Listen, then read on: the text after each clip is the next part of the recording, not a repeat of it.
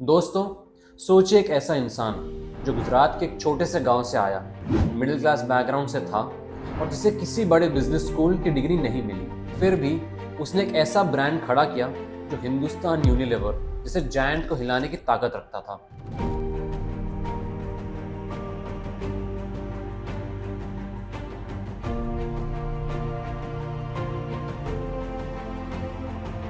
हाँ, हम बात कर रहे हैं करसन भाई पटेल की।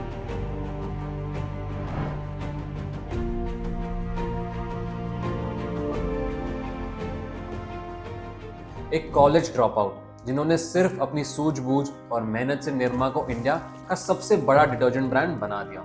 लेकिन अब सवाल ये है कि जो ब्रांड कभी 60% मार्केट शेयर पे था, आज सिर्फ 6% पे क्यों सिमट गया? क्या वजह थी कि निरमा ने अपनी शाइन खो दी?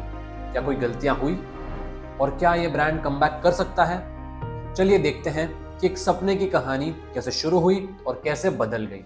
1970s का दौर था। हिंदुस्तान यूनिलीवर का सर्फ डिटर्जेंट मार्केट पे राज कर रहा था। लेकिन एक प्रॉब्लम थी, ये महंगा था, आम आदमी के बजट में फिट नहीं बैठता था। यही गैप समझकर करसन भाई पटेल ने एक सस्ता लेकिन क्वालिटी डिटर्जेंट बनाने का सोचा। उन्होंने अपने घर के बैकयार्ड में एक छोटी सी यूनिट लगाई और डिटर्जेंट बनाना शुरू किया। नाम रखा निरमा। ये नाम उन्होंने अपनी बेटी निरुपमा के नाम पे रखा। लेकिन सबसे बड़ी चैलेंज थी मार्केटिंग। एक नए प्रोडक्ट को लोगों तक कैसे पहुंचाया जाएगा? करसन भाई पटेल ने कोई बड़ी एडवर्टाइजिंग कैंपेन पे पैसा नहीं लगाया। उन्होंने सीधा घर घर जाके साइकिल पे डिटर्जेंट बेचना शुरू किया।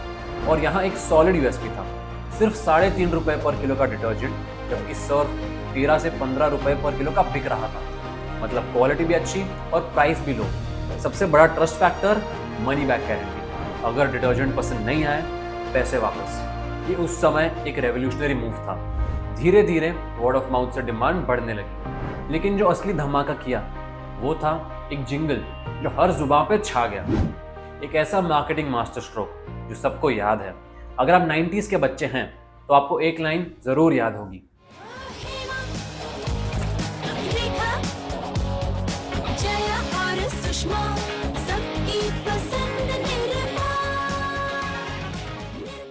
ये सिर्फ एक एडवर्टाइजमेंट नहीं थी, ये एक रेवोल्यूशन था। इस जिंगल ने निरमा को हर घर का नाम बना दिया। दूध सी सफेदी, क्वालिटी का प्रूफ, सबकी पसंद निरमा, ट्रस्ट बिल्ड किया।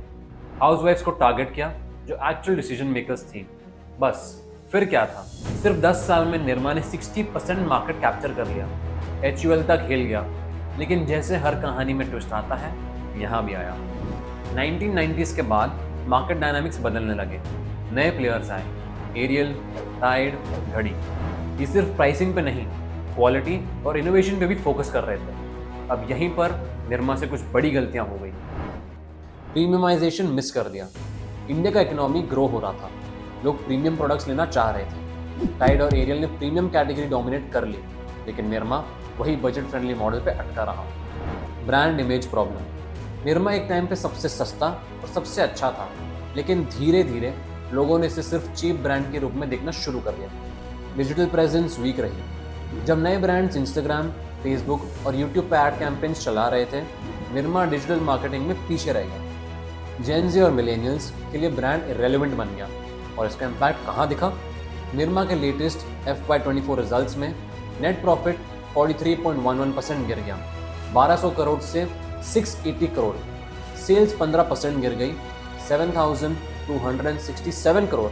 मतलब कंपटीशन बढ़ता गया और निरमा मार्केट में और पीछे होता गया। अब सवाल ये है, क्या निरमा वापस आ सकता है? मेरे हिसाब से हाँ, लेकिन सिर्फ एक कंडीशन पे, अगर स्ट्रैटेजी बदली जाए। जिंगल का मॉडर्न ट्विस्ट लाना, ताकि नॉस्टैल्जिया के साथ नए यूजर्स भी कनेक्ट करें। इको फ्रेंडली और प्रीमियम डिटर्जेंट्स लॉन्च करना। आज के मार्केट की डिमांड को समझना जरूरी है। जेन ज़ी और मिलेनियल्स को टारगेट करना। डिजिटल मार्केटिंग पर फोकस करना होगा। अगर ये स्टेप्स सही तरह इंप्लीमेंट किए गए तो निरमा एक नए अवतार में वापस आ सकता है। एक सीख जो हर बिजनेस को समझनी चाहिए। निरमा की कहानी सिर्फ एक डिटर्जेंट की नहीं है, ये एक बिजनेस केस स्टडी है। सही समय पे इनोवेट ना करना सबसे बड़ी गलती होती है। तो दोस्तों, ये थी कहानी एक आदमी की जो सिर्फ अपनी मेहनत से मार्केट का किंग बना, लेकिन वही मार्केट उससे आगे निकल गया। क्या आपको लगता है निरमा कमबैक कर सकता है? कमेंट करके बताइए। अगर ये कहानी पसंद आई हो तो लाइक कीजिए, शेयर कीजिए और चैनल को सब्सक्राइब करना मत भूलिएगा। मिलते हैं अगले वीडियो में एक और धमाकेदार बिजनेस स्टोरी के साथ।